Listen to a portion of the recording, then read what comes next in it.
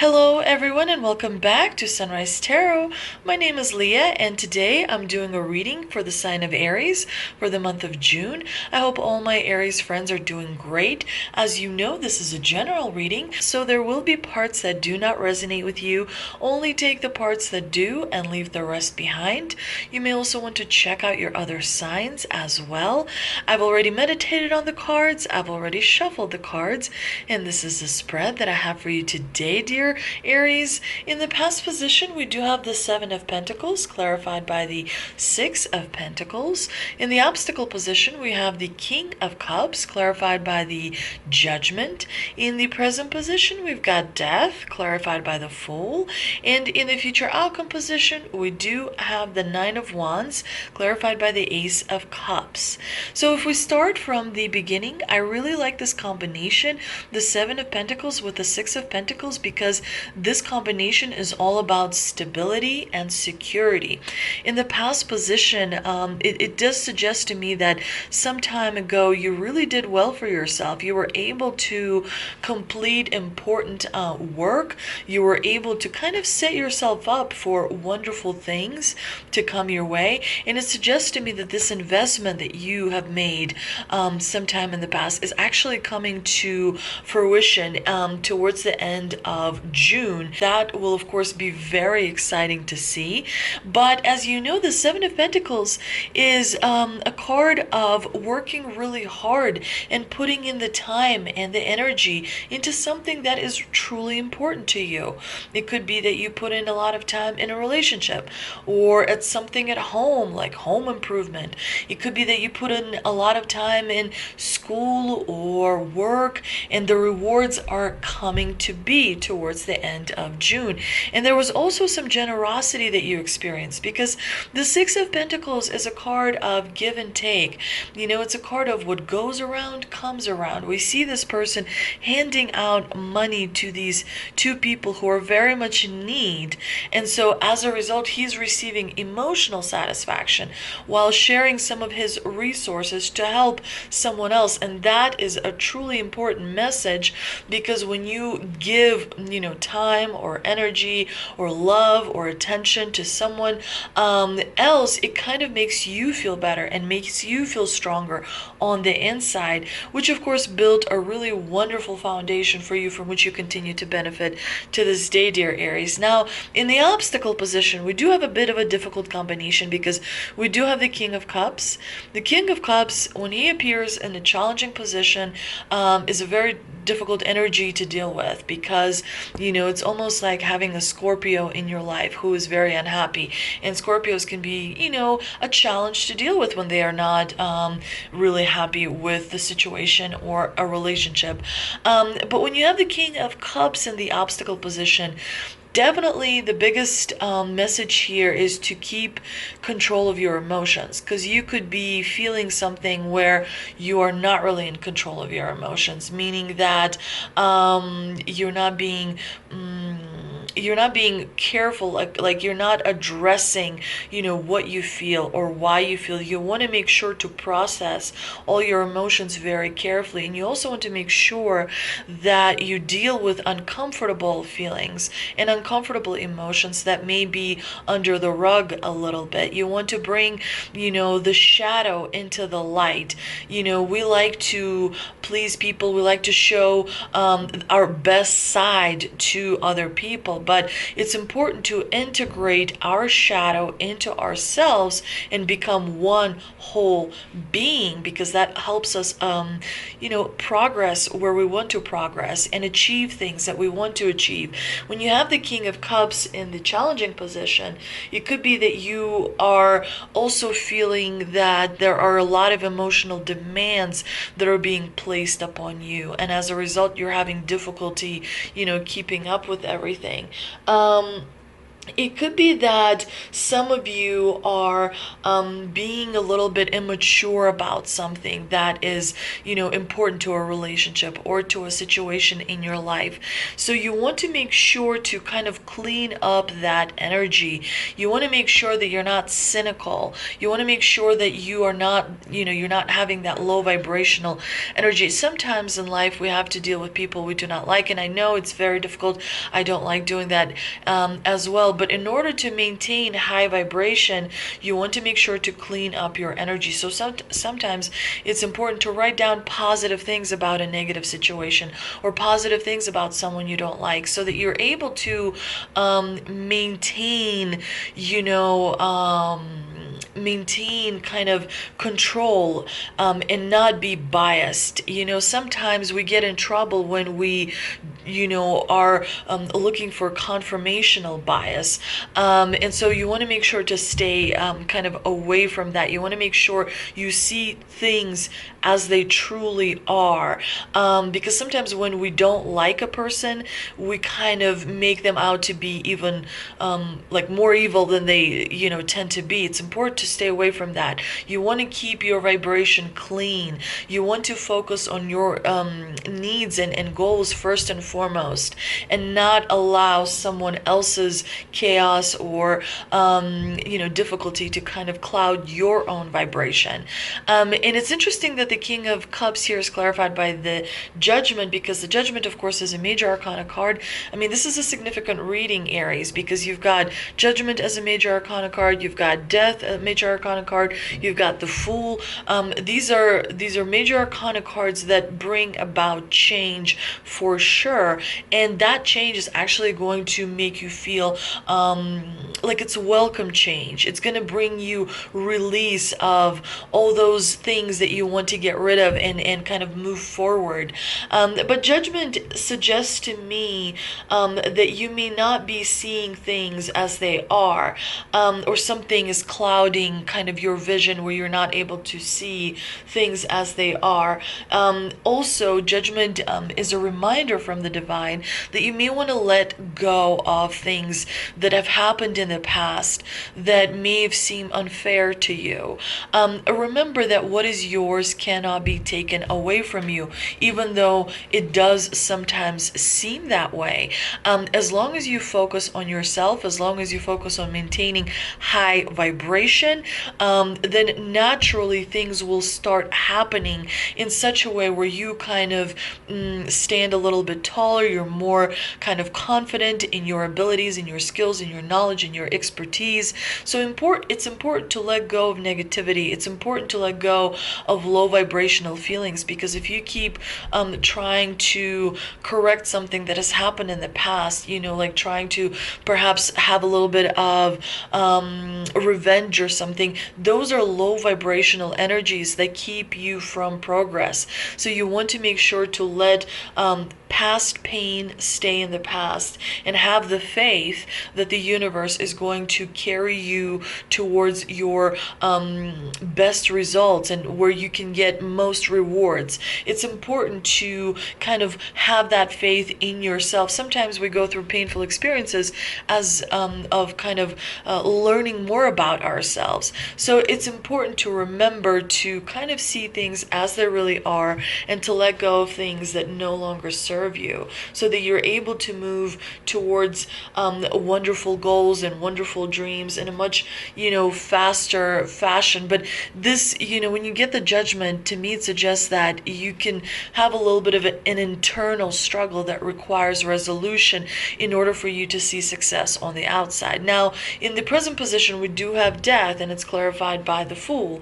Death is a good card. I know that sometimes people see the Death card or the Devil card and they may feel a little bit panicky about it, but Death is a good card because it suggests that you're going to experience a energy transformation in the month of June. This energy transformation is going to happen perhaps in the way you see something, or perhaps in the a situation that has been kind of lacking in progress, that has not been moving forward, or perhaps a situation that has been kind of creating difficult difficulties for you. Death suggests that new things are coming in, and there's sun on the horizon. There are wonderful things that are going to be, opening up to you. So make sure to take advantage of that.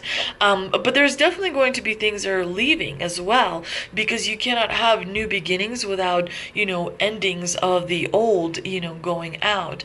And so there may be a little bit of a bump in the month of June that you will experience, but overall, I think you're going to be very relieved to see new things, new relationships, new adventures, new opportunities coming into your life. And it's clarified here with the Fool, which suggests to me you're going to be really relieved about this ending, because the Fool card is a happy card. The Fool is happy. He's very optimistic. Yes, he is a little bit naive, but he does have a friend here at his side that is warning him of potential obstacles that may be coming up. But it's the beginning of a new cycle for you, Aries. It could be a beginning of a new cycle in a relationship. It could be a new cycle. Perhaps you're moving somewhere and relocating. Perhaps you're changing jobs. But there is something that's coming into your life that's fresh, that's new, that's inspiring, that's going to really put a smile in your face. Now, in the future outcome position, we do have the Nine of Wands, and it's clarified by the Ace of Cups. The Nine of Wands is a card of passion, and of course, it's represented by the fire element, which suggests that you are really going to be, full on go mode, achieving what you want to achieve towards the end of June. This person does look like he's a little bit beat up because he's been through a few challenges.